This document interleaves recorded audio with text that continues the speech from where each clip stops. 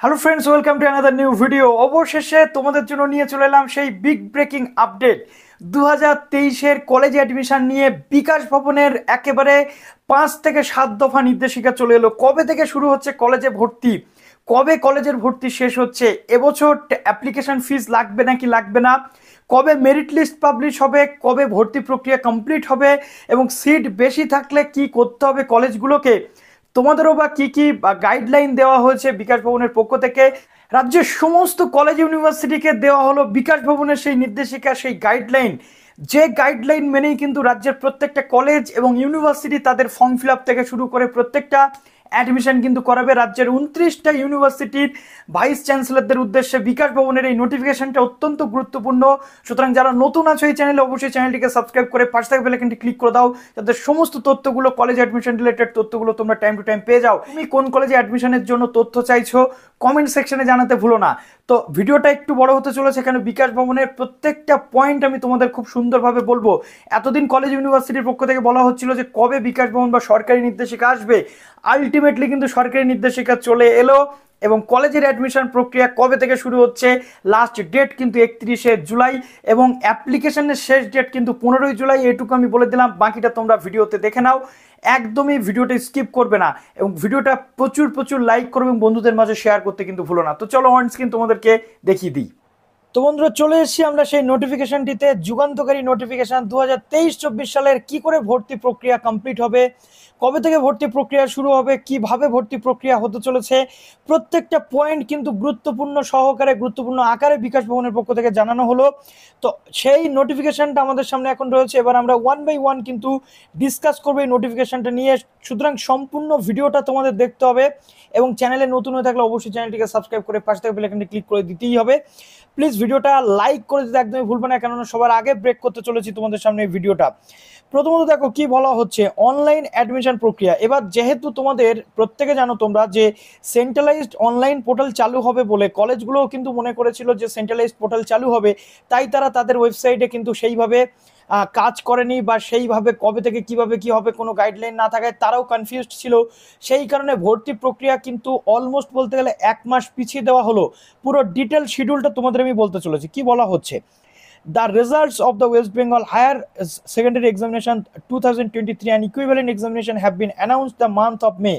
অর্থাৎ ওয়েস্ট বেঙ্গলের হায়ার সেকেন্ডারির যে এক্সামিনেশনের রেজাল্ট সেটা 2023 সালের মে মাসে পাবলিশ হয়েছে এবং ডিপার্টমেন্ট বিভিন্ন ধরনের কোয়ারিজ কিন্তু পেয়েছে বিভিন্ন স্টেট অ্যাডেড ইউনিভার্সিটি অথবা কলেজের পক্ষ থেকে, যে কিভাবে মডালিটিস হতে চলেছে এবং এই মডালিটিসের উপর ভিত্তি করেই অ্যাডমিশন প্রসেস চলবে।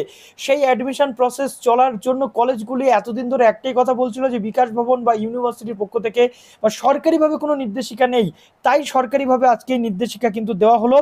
Expert committee, the expert committee constitute regarding the implementation of the national curriculum and credit framework, যেটা এনসিসিএ ভাইড নাম্বার ইউজিসির যে 31/1/2023 অনুযায়ী যেমনটা বলা হয়েছিল ইউজিসির পক্ষ থেকে, 4 বছরের গ্র্যাজুয়েশন রেকমেন্ড করা হয়েছিল ইউজিসির পক্ষ থেকে, সেই অনুযায়ী রাজ্যের এক্সপার্ট কমিটিও তার উপরে সেলফ মোবিলাইজেশন বা অ্যাডিশনাল রিসোর্সেস অনুযায়ী যেমন যা পেন্ডিং যে অ্যাডিশনাল ফিনান্স অ্যাসিস্ট্যান্ট যেমন যা থাকে সেই অনুযায়ী এক্সপার্ট কমিটিও কিন্তু সাজেস্ট করেছে বা রেকমেন্ড করেছে যে 4 বছরের গ্র্যাজুয়েশন চালু করতে হবে ইউজি লেভেলে এবার থেকে।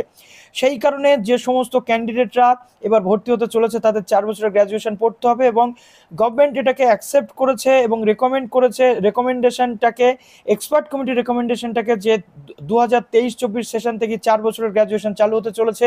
ফাইনালি সরকারি নির্দেশিকা চলে এলো।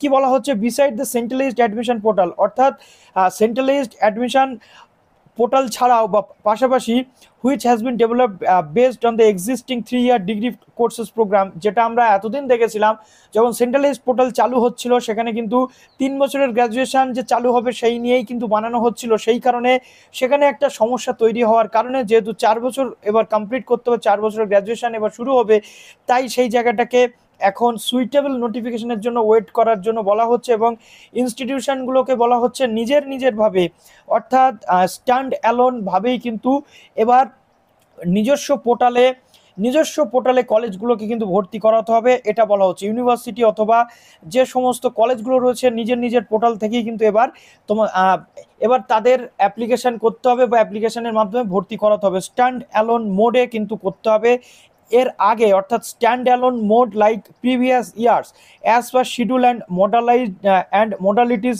ডিটেল বিলো, অর্থাৎ নিচে যে ডিটেল বা মডালিটিস বা নিয়ম বা নির্দেশিকা দেওয়া রয়েছে সেই নির্দেশিকা অনুযায়ী নিজের নিজের পোর্টাল থেকে এত বছর যেভাবে করা হয়েছে সেইভাবেই কিন্তু অ্যাডমিশন করাতে হবে বলা হচ্ছে। এবার বলা হচ্ছে শিডিউলটা কবে হবে। অনেকের ধারণা হতে পারে যে দাদা জুলাইয়ের 1 তারিখ থেকে বা 2 তারিখ থেকে ক্লাস শুরু হওয়ার কথা ছিল, তাহলে এবার কি হলো, বিষয়টা এরকম কেন হলো, 1 মাস কেন পিছিয়ে গেল। তার 1 জুলাই থেকে শুরু হচ্ছে অ্যাপ্লিকেশন প্রসেস, অর্থাৎ প্রত্যেকটা কলেজ জুলাইয়ের 1 তারিখ থেকে, সেটা নর্থ বেঙ্গল ইউনিভার্সিটি হতে পারে, সেটা বর্ধমান ইউনিভার্সিটি হতে পারে, সেটা কল্যাণ ইউনিভার্সিটি হতে পারে, ডব্লিউবিএসসি হতে পারে, ক্যালকাটা হতে পারে, বা প্রত্যেকটি ইউনিভার্সিটিকে আলাদা আলাদাভাবে কিন্তু ফর্ম ফিল আপ করতে বলা হচ্ছে, যেটা 1 জুলাই থেকে পোর্টাল ওপেন করতে বলা হচ্ছে উচ্চশিক্ষা দপ্তরের পক্ষ থেকে। অর্থাৎ তোমাদের অ্যাডমিশনের জন্য ফর্ম ফিল আপের প্রসেস আরও কিন্তু 1 মাস পিছিয়ে গেল, অর্থাৎ জুলাইয়ের 1 তারিখ থেকে এই অ্যাপ্লিকেশন শুরু হবে। লাস্ট ডেট করতে বলা হচ্ছে বিভিন্ন কলেজ ওয়াইজ জুলাইয়ের 15 তারিখ ফর্ম ফিল আপের লাস্ট ডেট করা হবে। এবার অনেক কলেজ করতে পারে 13 তারিখ, কেউ করতে পারে 12 তারিখ, কেউ করতে পারে 14 তারিখ। তো এরকমভাবে কিন্তু করতে হবে। অর্থাৎ তুমি যদি বেথুন কলেজে আবেদন করো, তুমি যদি ক্যালকাটা ইউনিভার্সিটি সিটি কলেজে আবেদন করো, তাহলে কিন্তু তোমাকে এই 1 জুলাই থেকে ফর্ম ফিল আপ যে শুরু হয়েছে এটা করতে হবে। এবার প্রশ্ন হচ্ছে যারা অলরেডি ফর্ম ফিল আপ করাচ্ছে বা অলরেডি যারা form fill up process start করে দিয়েছে, তাহলে তাদের কি হবে? তাদেরকেও কিন্তু এই 1 জুলাই বা এই 15 জুলাই পর্যন্ত লাস্ট ডেট করতে হবে।